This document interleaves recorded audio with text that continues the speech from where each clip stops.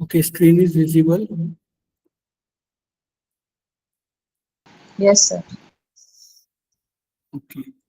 So we were talking about prevention of air control and how we can control the air pollution. So these are some steps which we can do in order to reduce the air pollution. So this is not that much important from examination point of view, but next slide is very much important. This is Air Prevention and Control of Prevention Act 1981. So you need to remember when they applied this Air Pollution Prevention and Control Act. So this act was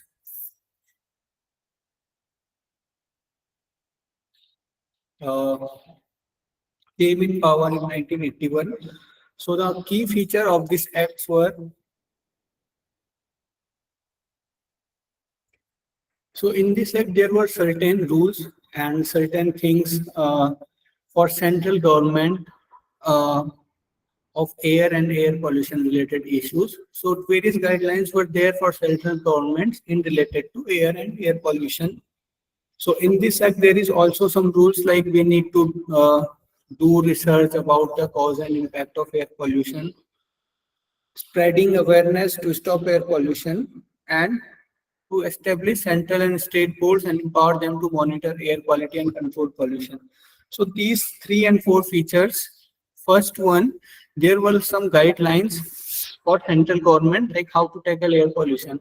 Next is to start research about air pollution, means from where the uh, pollutants are uh, releasing maximum, and spread awareness regarding air pollution, and to establish certain boards. Like for example, Central Pollution Control Board is there, CPCB, where you usually make your pollution certificate for your car, for your scooty. So all these boards are formed under this act, Air Prevention and Control of Pollution Act 1981. Okay. So primary pollutants and secondary pollutants, I think this slide is coming again. This we already discussed. Now, the Central Pollution Control Board,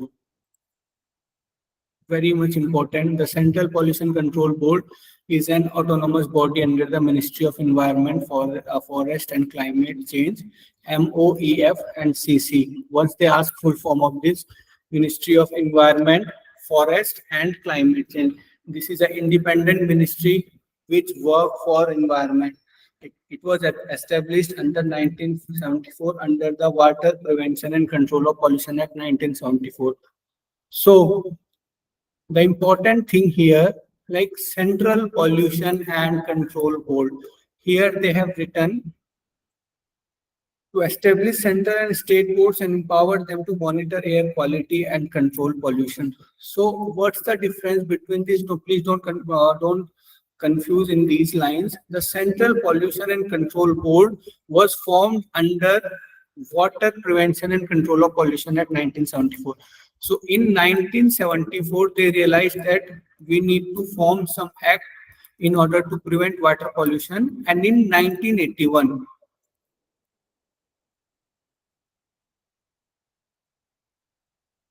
they came with this Air Pollution Prevention Act. So this is Water Pollution Prevention Act. This is Air Pollution Prevention Act. So the Central Pollution Control Board and this Central Pollution Control Board was formed under this Act, 1974, Water Prevention Act. And after some time, when this Air Pollution Act was established, this Central Pollution Control Board has been given extra power in order to control the air pollution also. You understood this? No, sir. Yes, sir. Okay, see, Central Pollution Control Board was established under this act. So if anybody is, we are establishing any body means any educational institute or any board we are going to form, we need to form it under certain act. For example, if a private university is there, you will always see in brochure like this university is formed under the Private University Act 2001 of Indian government. So similarly, this pollution board was also formed under 1974 Water Pollution Prevention Act. And in 1981, under the Act of Air Pollution, this board has given extra power. Like this board will also cover the air pollution related issues.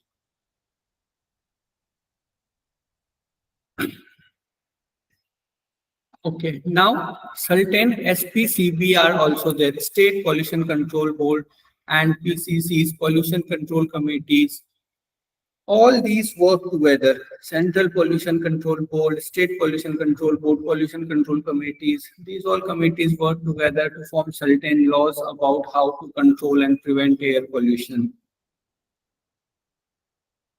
Okay. Now, this is very much important. What is air quality index? So as we all know, now this issue is very much expressive or everywhere, air quality index. So air quality index is a number used by government agencies to communicate to the public how polluted the air currently is and how polluted it is forecast to become. Directly we can understand this. It is the measure of air pollution. So air quality index is measure of air pollution. Now, this measure is based on 8 pollutants. Please try to remember this. These 8 pollutants are very much important. PM10. What is this PM10?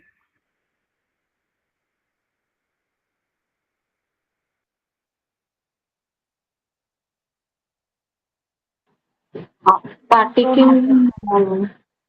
Particulate matter 10. Particulate matter which are having diameter 10 micrometer. What is PM 2.5? Particulate matter which are having diameter 2.5. Next, SO2, sulfur dioxide, NO2, oxides of nitrogen, ozone, carbon monoxide, NH3, ammonia, and lead.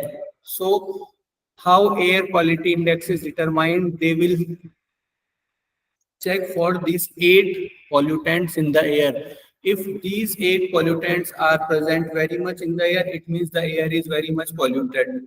And if these 8 pollutants are present very little, it means the air is very clean. So out of this PM10 and PM 2.5, which is more dangerous? PM10. PM10, why? No, sir. I think these are arranged in sequence. Means I know only lead is the less harmful. That's why. Okay, when I was teaching you about pollutants, I told you na PM 2.5 and smaller particles are very much dangerous for us because of their smaller nature, because of their smaller size, they will directly go to our respiratory system and they can cause inflammation there. PM10 is not that much dangerous because PM10 it is not very small as compared to PM 2.5 and it usually got trapped inside our nose, inside our respiratory passage in mucus. But PM 2.5 is very small. It will directly go to our respiratory system and it will cause inflammation in the respiratory system. This we already discussed. You remember that? Yes, sir. Now I got it. Then, sir, other sir, can you sequence it? Means after the PM25, what will be the more harmful? Okay, these PM10 and PM 2.5, these are particulate matter. So we can compare these two because these two are having same working. They will just go to our respiratory tract. But SO2, NOx, O3, COH, NH3, and lead, these all are gases. They will directly go to our blood. So these gases are more dangerous because they are directly going to our blood. Now, which gas is dangerous, which gas is not, this we can't compare because every gas has certain harmful effect. Okay, sir, but I saw one of the question came in previous year. That means sequence we have to arrange what is the more harmful than what is the less. That sequence is there. I saw question. Okay. That's Is a most harmful for that question was what is more harmful for environment and greenhouse gas. I think that question you are talking about, like yes, sir, which right. more harmful. So for greenhouse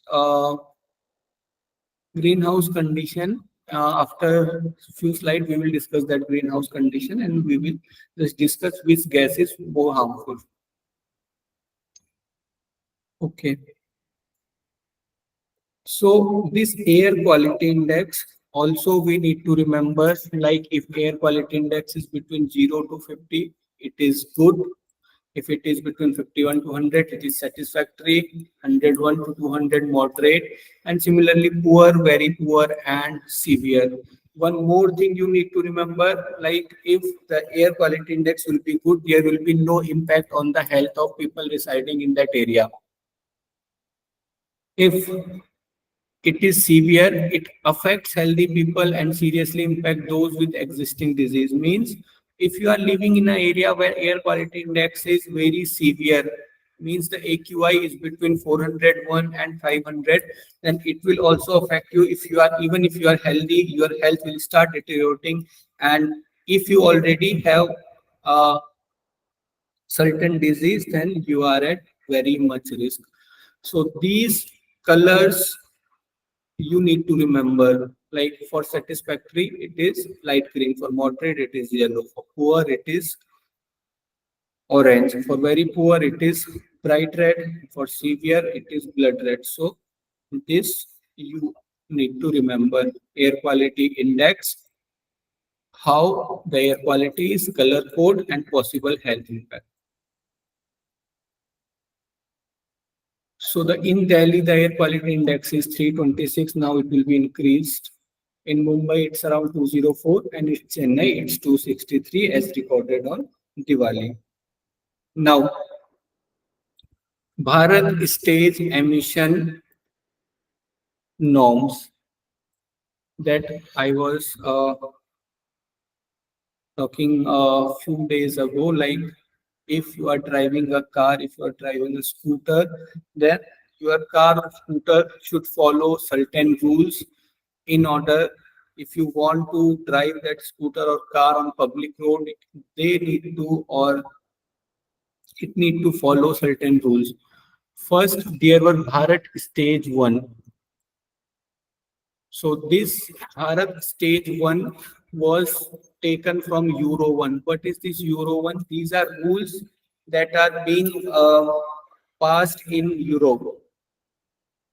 So those rules are just also applied in our country under the name Bharat Stage 1. So these are applied in 2000, and there were certain rules like your car should not use more than this much petrol, your car should not emit more than this much carbon dioxide, more than this much lead. Now the question is, now we are in Bharat stage 6 and we skipped Bharat stage 5. Why we skipped Bharat stage 5? Because while applying Bharat stage 4, we were very much late. This Bharat stage 4 was started in 2010 and it was supposed to be applied everywhere till 2015, but we got late and it was applied most of the places in 2018. So you cannot just for 2 years change the whole rules. So then they directly started Bharat Stage 6. So don't confuse in this. These are just rules. Like with time, the technology is increasing. The technology is becoming more careful towards the environment. So to use that technology, rules are there so that people will use new technology and car companies will not use the old technology in order to save money. Okay. Next is noise. So noise in undesired level of sound. So in 1981, Air Prevention and Control of Pollution Act was established and it was amended in 1987. Please remember this year. In 1987, it was amended and noise was also added as a pollutant. Means if very much noise is there, it is also a pollutant. It is also changing our environment. World Health Organization define noise above 65 decibel as noise pollution. So any noise above 65 decibel will be called as noise pollution. So these all are sources of noise pollution. This is also very much important. 65 decibels. Okay, these are harmful effect of noise. It causes psychological and physiological disorder. Is any one of you living near any industrial area where there is lots of noise?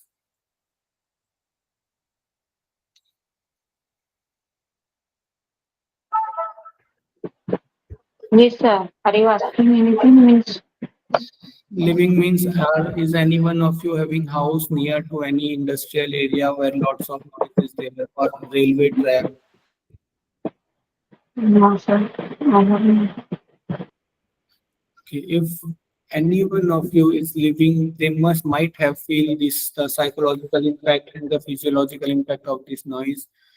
Persistent headache, frustration, and irritation. All these are some psychological things which are associated with long-term exposure to noise.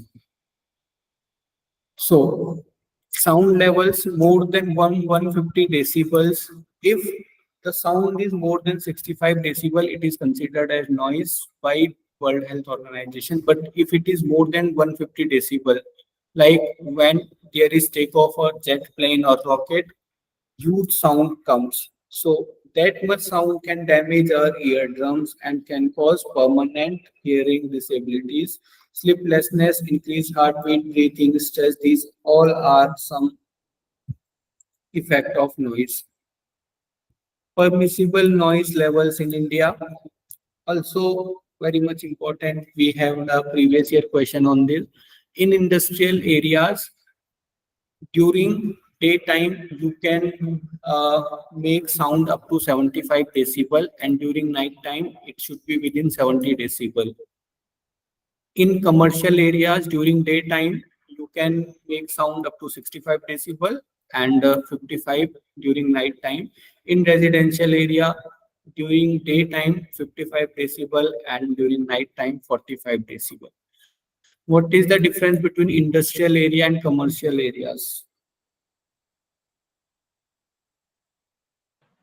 Sir, in commercial area, we can consider means generally town, city, where is the market in Yeah, commercial and industrial, where industries are there.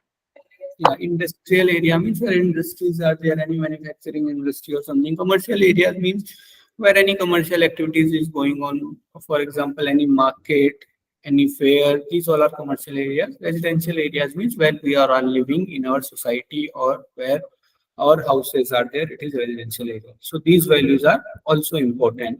So no need to confuse in this. We start with 45, 55, then 55, 65, and 70, 75.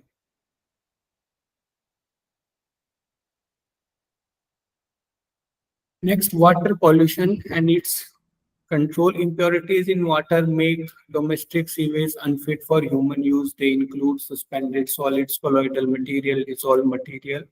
So water pollution, just like air pollution, is change in quality of air. Similarly, change in quality of air is water pollution. And the major source of water pollution is our domestic sewage. So domestic sewage are fecal matter have impurities that make it unfit for human use because it has suspended solids, colloidal material, dissolved material. These all are these all things. Suspended solid may include sand, slate, clay, etc. Colloidal material may include fecal matter, bacteria, cloth, uh, paper, fibers, and dissolved materials. Some nutrients like nitrate, NH3, phosphate, etc., etc. And class. Yeah.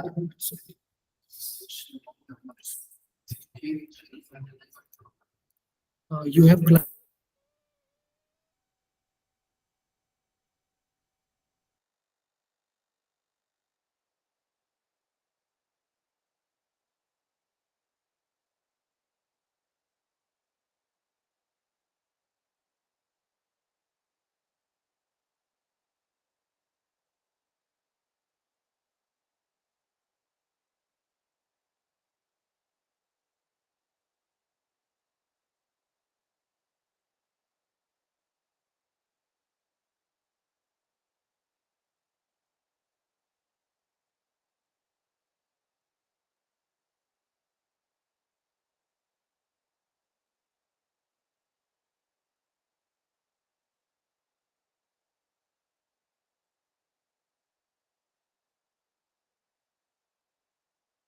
Okay, just a minute.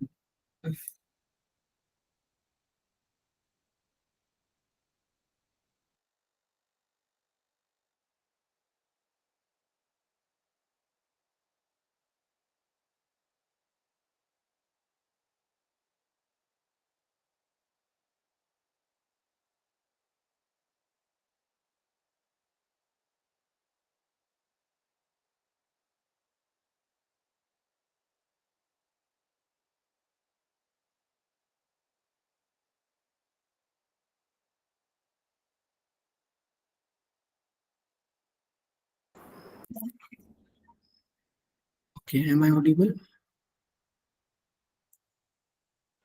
Yes, sir. Yes, sir. Okay. Now, the important thing in this is biological oxygen demand, and you can expect some question on this. What is biological oxygen demand? So, biological oxygen demand is, for example, in a glass of water, certain biological organic matter is present. Biological organic matter, it can be human stool, it can be particles of any vegetables, fruit, rotten vegetable fruits. So how that human stool or how that rotten fruits or vegetable will be cleared from that water.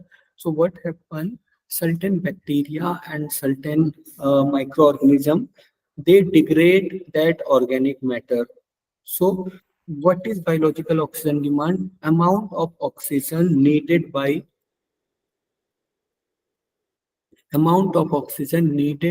those bacteria in order to degrade the organic matter present in any water. Understood? So, sir, you are saying that bacteria reduces these organic matter, right? Yeah, bacteria needs oxygen in order to degrade the waste material in any water. So the amount of oxygen those bacteria needed is biological oxygen demand. So if you understood, then tell me if biological oxygen demand is more, then the water is more polluted or less polluted? More polluted. More polluted. More polluted. Very. So if you understood this, then this is only biological oxygen, biochemical oxygen demand. Now, what is algal bloom? This is also very much important. Algal bloom, actually, if there is a water body and you are continuously filling that water body with sewage, in sewage, human waste is there, various rotten vegetable, fruits, and various other domestic wastes are there in domestic sewage. We are talking about domestic sewage. It means the wastewater that coming from a home, not from industry. So it will include human waste, some remains of fruits and vegetables, and other thing. So if some water body is there and you are continuously filling that water body with domestic sewage, then in human stool also some uh, waste vegetable and fruits nutrients are there. Nutrients are there. So if we are filling a water body with our human sewage, what will happen? Nutrients will increase in that water body, and because of that nutrients, algae will grow because they are getting nutrition. So algae will grow. Algae is this green color, small organism you might have seen in some water bodies that turn green. So why this is happening? Because algae are getting lots of nutrition there, and they will gradually reproduce and will fill the whole water with their green color. So it is known as algal bloom. So what happens during algal bloom? For example, Sir, yeah. so how they are getting nutrition? Like these waste products are given Huh. nutrition. This is what you're saying. We are filling that water body with domestic sewage. And what is there in domestic sewage? Human waste. In human waste also there is lots of nutrition present. That's why we also make manure because by human waste, because nutrients are there in human waste.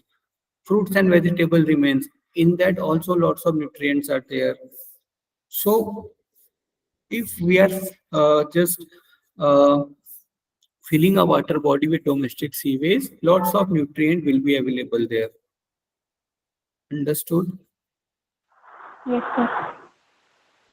Now, what is the problem with growing of algae? What will happen if this algae will grow? What's the problem? Now see, for example, this is a lake. I'm just drawing a cross-sectional diagram.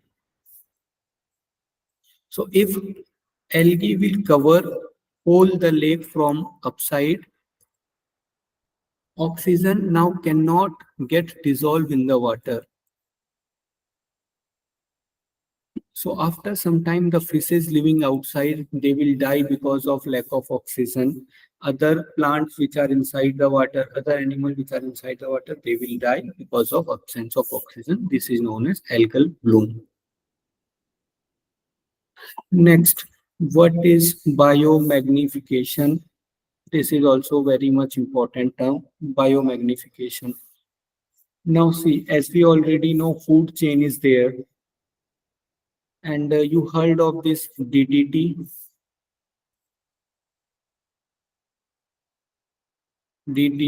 mercury. That white powder, sir, DDT. Yeah, DDT is a white powder that is used as a insecticide in crops.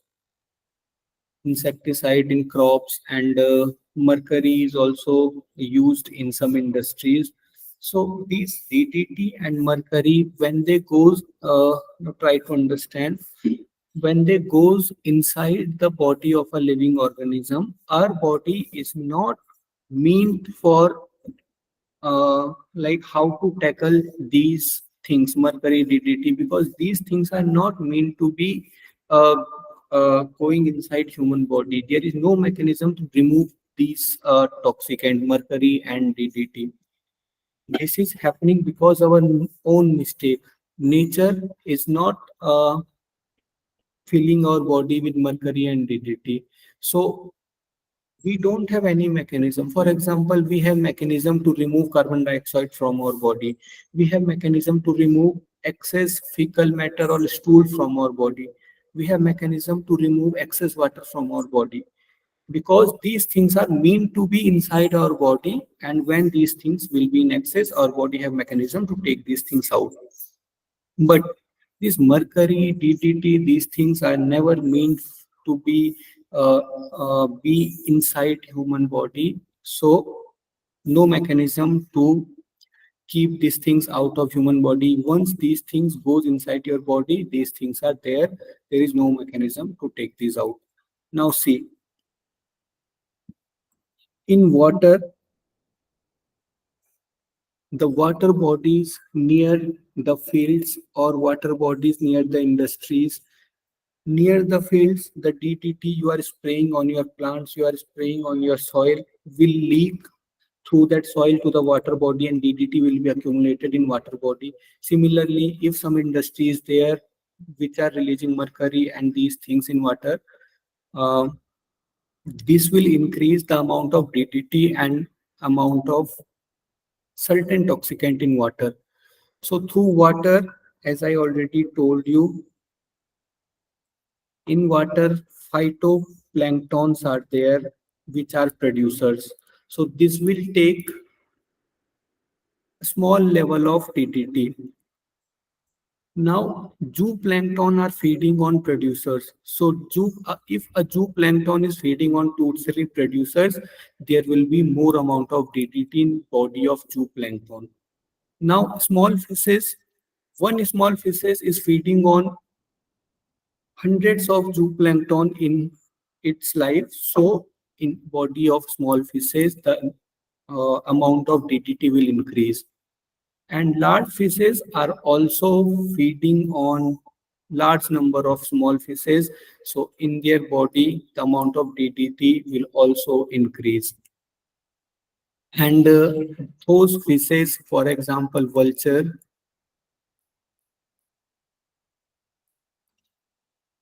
they are feeding on large fishes. So what will happen in their body also after some time, the amount of DDT will increase.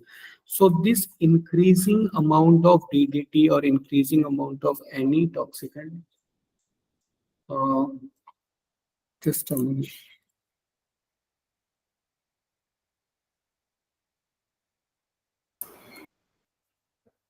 Okay. So this increasing amount of DDT in successive trophic level is known as biomagnification. Understood? Sorry, sir. I was disconnected due to some network problem. I understood, sir. What you are telling means that green planktons, blue planktons. But what is that? My biological magnification, magnificent. Yes. So But means mercury DDT. What you told about that past at earlier, I could not get it. this only I was explaining. Like the amount of mercury and DDT will be increased in successive trophic level. If there is 0.5 DDT present in producer, so a zooplankton is feeding on 2-3 producer. So amount of DDT in the body of zooplankton will be 0.15. In small fishes, so because small fishes are feeding on large number of zooplankton, so it will be 0.45. So similarly, while going upward, the amount of toxicant will increase in the body of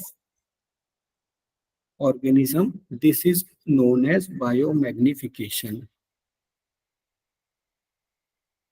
Okay. Now, which species is having highest amount of DDT in their body? Vulture. Vultures, fish-eating birds. And what this DDT do? This DDT disturb calcium metabolism in birds. Because of DDT, body of birds cannot retain calcium. And because of that calcium, their eggs are now getting weak. So once eggs will be weak, they will not able to reproduce because their eggs will be destroyed just after uh, laying of eggs. So this is the cause of declination in bird population. Now, this is also important, eutrophication. Eutrophication is natural aging of lake by nutrition. enrichment. Now see, just a minute. Okay. This eutrophication is also very much important terms. See, a lake is there. After some time, more nitrogen and more phosphorus will be added to that lake from phytoplankton from producers. And after with time, the nutrients in the lake will increase because you can simply understand it like the phytoplanktons are absorbing sunlight in order to make energy, in order to make biomass. So with time, the amount of biomass in the lake will increase because it's not going anywhere. So after some time, the lake will uh, the lake will lose its depth. This is known as eutrophication. I will just try to understand you. For example, this is lake. This is the depth of lake. And with the course of time, in millions, billions of years, they have phytoplankton that are accepting sunlight and that are producing food from the sunlight. Slowly, with course of time, that food will, after some time, that food will be converted into detritus and will be just it will got accumulated in the bottom of river, and after some time, with course of time, the bottom of the lake will be filled by these humus, will be filled by these detritus or biomass. So after some time, the lake will be destroyed by itself. It is known as natural aging of lake or eutrophication. Understood this?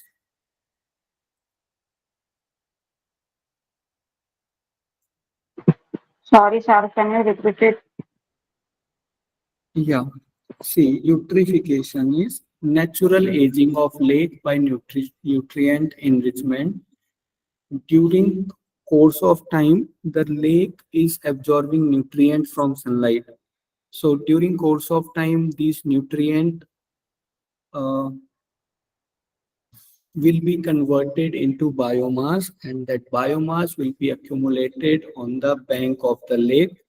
This is known as eutrophication. You can directly understand like eutrophication is natural aging of lake by nutrient enrichment. If the process is not clear, you can simply understand it like aging of lake is eutrophication. Why? Now see, just for an example, you can take example of a room, and two people are living there. After some time, with course of time, that two people will reproduce, and they will give birth to third people. With course of time, their population will increase and that room will be filled from the number of people. Similar things happening here. In lake, plant will be there. After some time, that plants will reproduce and they will increase their number. Fish will reproduce and they will increase their number, and everything will be settled down at the bottom of lake. During course of time, after million billions of years, these layers will start getting thick and the depth of lake will decrease. This is known as eutrophication. Understood? Yes, sir. Clear. Okay, so these ecosent toilets are, as I already explaining you, with the help of human waste, these are producing compost for their fields, and these are known as ecosent toilets. 1974 Water Prevention and Control of Pollution Act is applied. It's very important, so please remember this.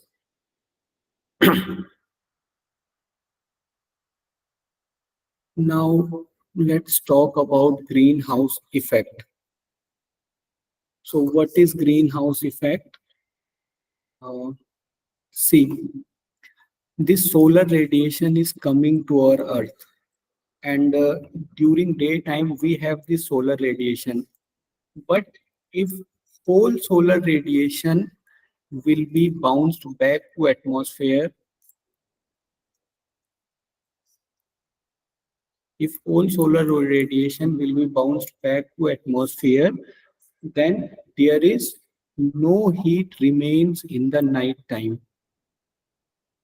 Again, I am repeating, this is incoming solar radiation during daytime. We are getting sunlight. If whole sunlight will be bounced back after hitting Earth, there will be no source to trap that sunlight. Then in night time, we will have deficiency of sunlight, deficiency of heat, and our Earth temperature will be around minus 18 degrees Celsius. But this is not happening. We have a good temperature in night time also. It is because during daytime, Earth is receiving solar radiation. And when the solar radiation is trying to go beyond Earth after getting reflected from Earth's surface, some gases, they are returning this radiation again towards the Earth. Understood?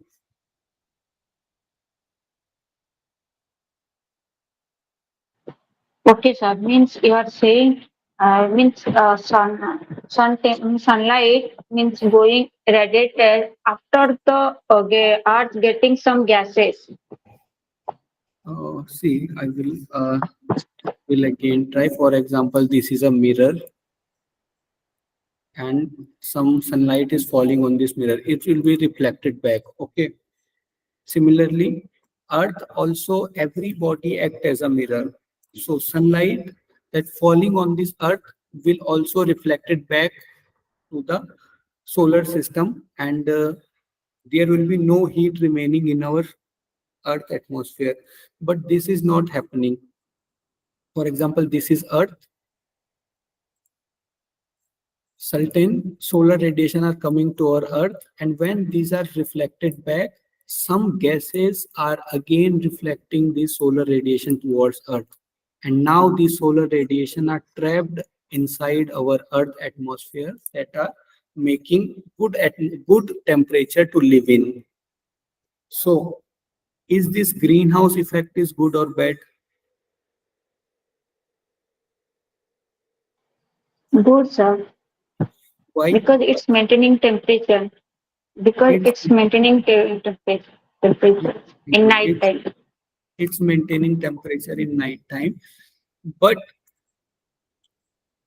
everything is good in balance. If the number of these gases which are trapping the solar radiation will increase, then the number of solar radiation, amount of solar radiation will also increase, and it will increase our this effect is known as greenhouse effect. Means some gases are trapping solar radiation. This is known as greenhouse effect, and because of increased number of greenhouse gases, the temperature of Earth is continuously increasing, and that is known as global warming. Understand what is global warming? Yes, sir. It's true. Okay, so during past 3 decades, means past 30 years, temperature is increased by 0.6 degrees Celsius because of increase in these greenhouse gases. Now, what is the effect of these greenhouse gases? One is climate change. As we all are seeing climate change in summer, we are expecting there is lots of heat. During rainy season, there is no rain. During season when there should not be rain, it is very much raining. Melting of coral ice caps, Himalayan snow caps, means if temperature of Earth will increase, the ice will melt and it will directly rise the sea level because all the rivers are directly going into sea. So future impact will be rise in sea level.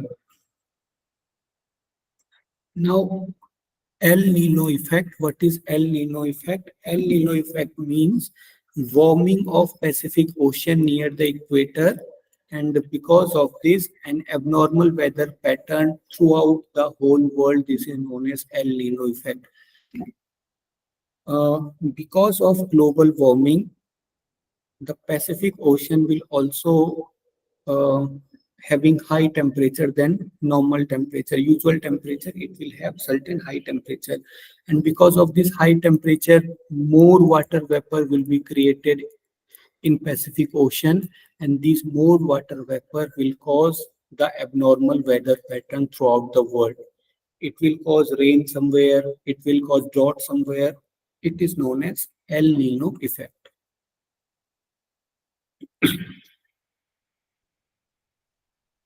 Okay, so these all are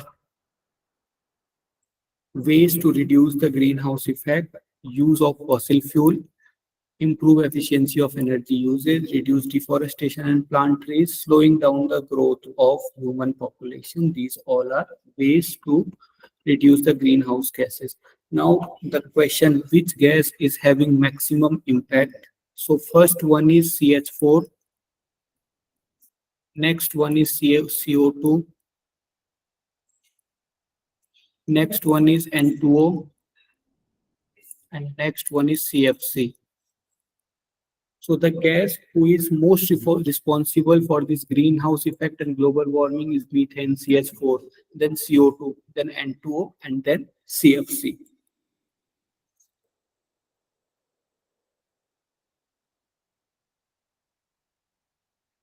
Okay. So climate change, I already tried to explain what is climate change. Because of this increasing greenhouse effect, the temperature of Earth is increasing slowly, and it is causing increase in temperature that is causing climate change. So,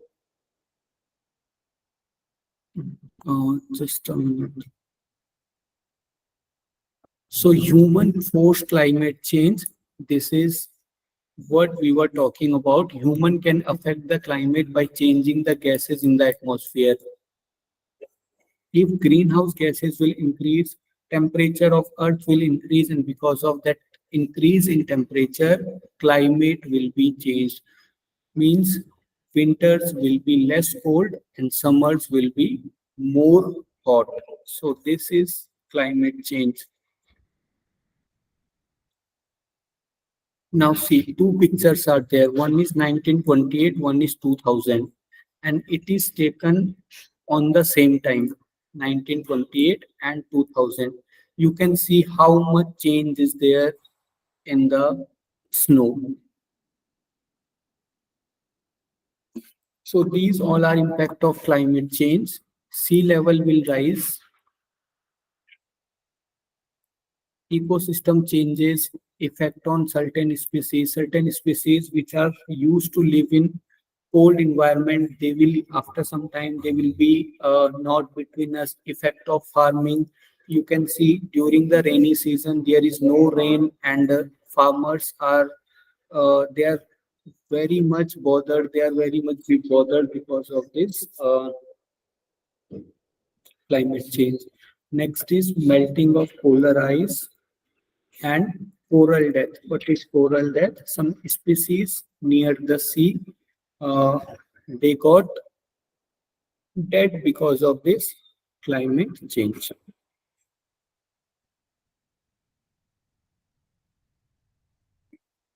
Okay, so this is all about climate change.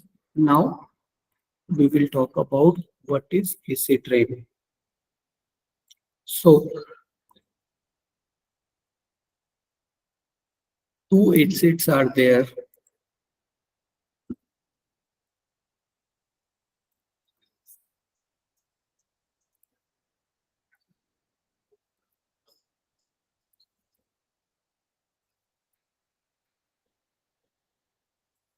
So do you know about these two acids, HNO3 and H2SO4?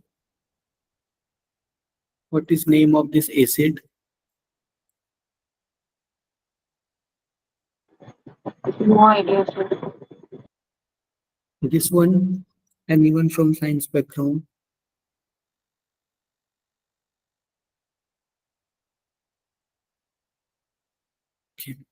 Just a minute.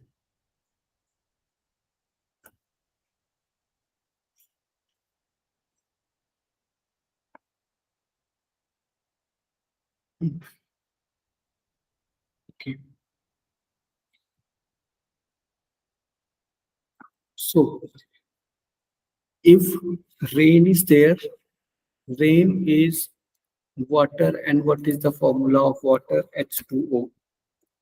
This is formula of water. Now, if this water is coming directly, this is normal rain. But if there is lots of pollution and presence of two gases, SO2, sulfur dioxide, and NO2, nitrogen dioxide, then this water start reacting with these two gases. If this water react with sulfur dioxide, it will form H2SO4.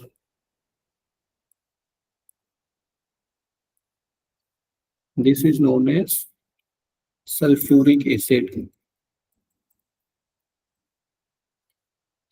And if this is reacting with NO2, it will form HNO3. Please remember name of this compound, H2SO4 and HNO3. Just a minute.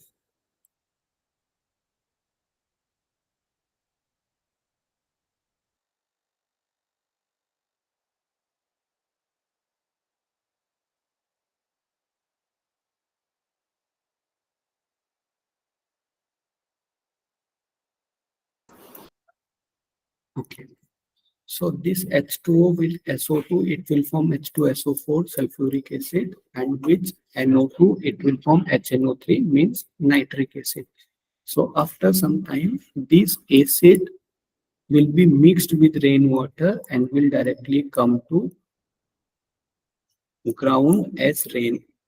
This is known as acid rain. Understood?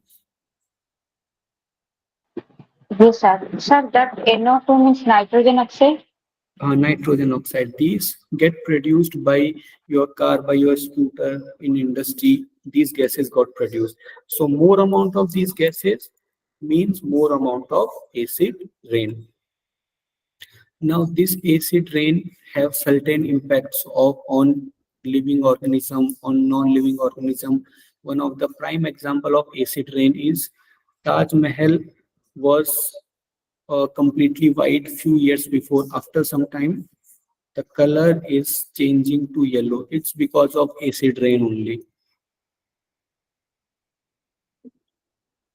So in human also, acid rain cause lots of problem like asthma, chronic bronchitis, and similarly for water animals also it is causing lots of problem. You just need to remember what are the gases, what are the pollutants responsible for acid rain. Next,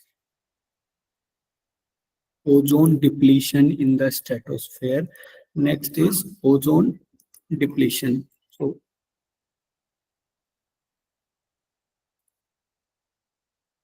as I already told you, bad ozone is formed in troposphere. Why it is bad ozone?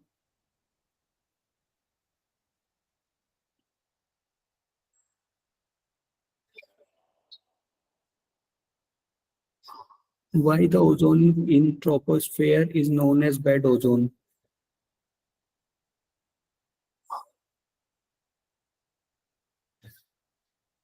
And why the ozone in stratosphere is known as good ozone? It absorbs ultraviolet rays, no, sir.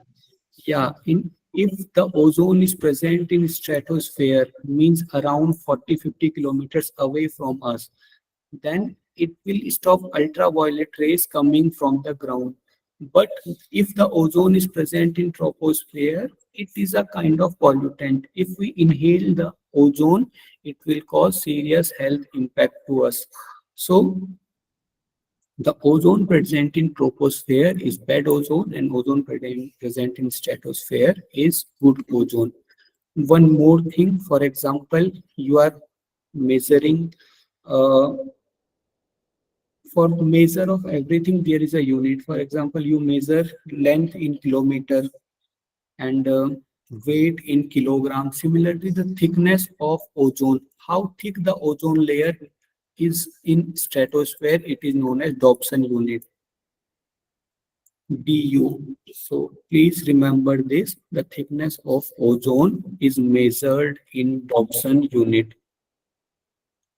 Now, what is ozone layer depletion? Ozone layer depletion is none other than, just a minute.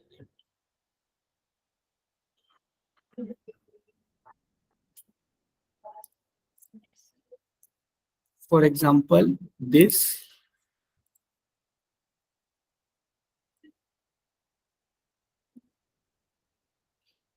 is layer of oxygen present in stratosphere. It has certain width, and you can assume like this. This is our Earth, and this is layer of ozone. So after some time, we have three things: CFC, chlorofluorocarbon, HFC, hydrochlorofluorocarbon. It is written here. Chlorofluorocarbon, HFC, hydrochlorofluorocarbon. What these CFC will do, these CFC will start breaking the ozone layer and it will decrease the thickness of ozone. And this is known as ozone layer depletion. So what is the prime source of the CFC? From where the CFC is coming?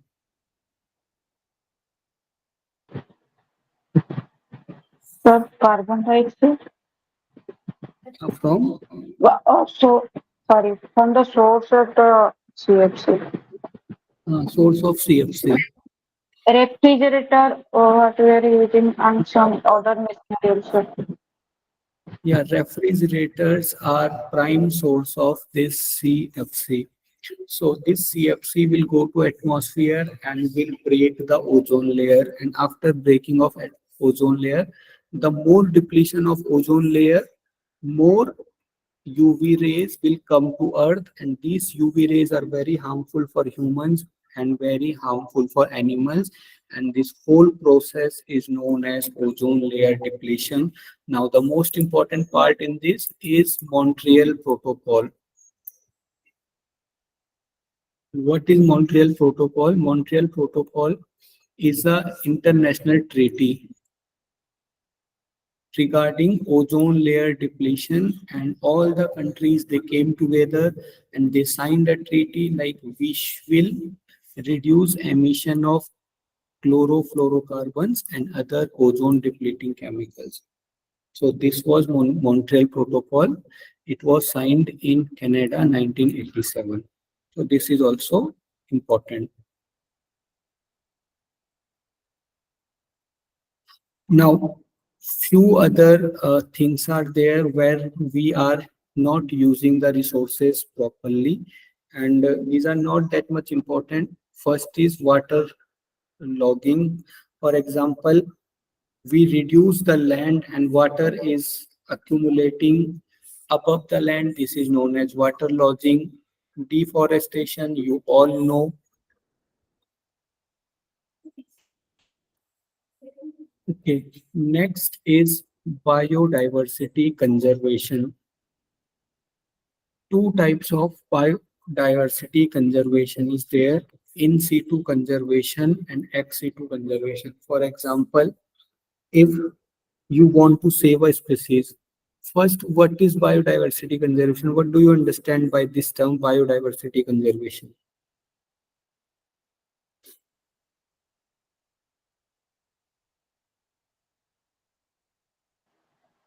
So everything is in the state of homeostasis, means what atmospheric level, gaseous level. You can consider everything when it's homeostasis state, that is called biodiversity conservation.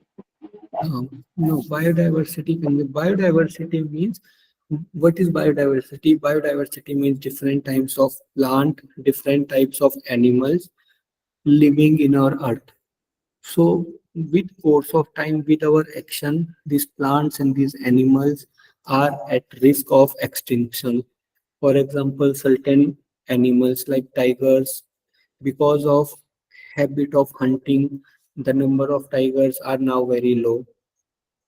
Very some plants also, for example, sandalwood plants, because these plants are very much costly. People are cutting down these trees, and there may be times when we will not have a single tree of sandalwood. There may be some time when we will not have a single tiger living in our earth. So they can be extinct because of our habit.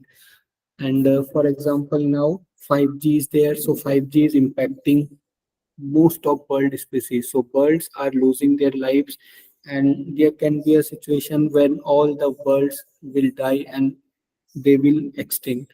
So to prevent that, we need to conserve the animals, we need to conserve the plants. So conserving plants and animals from extinction is known as biodiversity conservation. Two types of conservation is there: in situ conservation and ex situ conservation. So what is in situ conservation and what is ex situ conservation? In situ conservation means you are conserving certain plants and animals in their natural habitat. For example, a national park is there. Can you name any national park from India? Mangrove forest, mangrove Um, forest in Odisha, Kendrapada also there, and another Sundara, Kolkata, West Bengal is there. The forest. That's also called national park. so these all are national park. For example, mangrove forest are there. So, or Sundarbans are there. So, Sundarban National Park. So, what is Sundarban National Park? Sundarban National Park are natural habitat of Sundarban tigers. Those tigers are naturally present there. And what we are doing, we are just making a boundary outside their natural habit and calling it as a national park and giving them protection in their natural habitat. This is in situ conservation. So in situ conservation means we are trying to protect animals and plant in their natural habitat where they naturally live. So national park, sanctuaries, biosphere reserve, cultural landscape, natural monuments, these all are in situ conservation. Presently, we have around 18 biosphere reserve, 106 national park, and 567 wildlife sanctuary. Now, what is ex situ conservation? Ex situ conservation means off-site conservation. We are trying to conserve our organism outside their habitat. For example, a botanical garden is there. Botanical garden means a garden where thousands of species of plants will be present. We have zoo. Zoo is also kind of ex situ conservation because we are taking the animals from their natural habitat and trying to protect inside a small building or inside a small place. So this is ex situ conservation. Genetic resource center, we are just preserving the sperms and ovums of different animals. Zoological park, wildlife safari park, botanical gardens, theme banks, cryo preservation. These all are kind of ex situ conservation. So once they ask the question like, if an animal is at very much risk of extinction, which conservation you should go for, ex situ conservation or in situ conservation? Ex situ conservation. Why ex situ conservation? Because in their natural habit they are suffering problem now. That's why we need to means maintain that type of environment which they really need. That is called ex situ. Yeah, then we will go for ex situ conservation. Okay, so this is all about environmental issues. Some things that I marked, please revise those things again. Maximum chances of coming in exam, it will be like this Water Prevention Act or Air Quality Index. These things they used to repeat in exam. So this slide I already shared in group, and now we have remaining just two more important things. One is protocol and other is current affair. So I was actually about to take class in yesterday evening, but Rahul sir told he is having already class of 2 hours, so it was not possible. Today you have quiz or any class at uh, 7 p.m. No, sir. Rahul sir will take class, means 5 o'clock, 5 o'clock he will take. Then rest schedule are not confirmed till now. Means today, means after 7 o'clock we have no class. How much we know? Okay, so we We will, will finish off, sir. You please take. yeah, we will do this class at 7 to 8 or 9, and we'll finish the environment syllabus. Okay, okay, so that's all for today. Thank you. Thank you, sir. Thank you, sir. Pranam, sir. Thank you. Thank you, sir.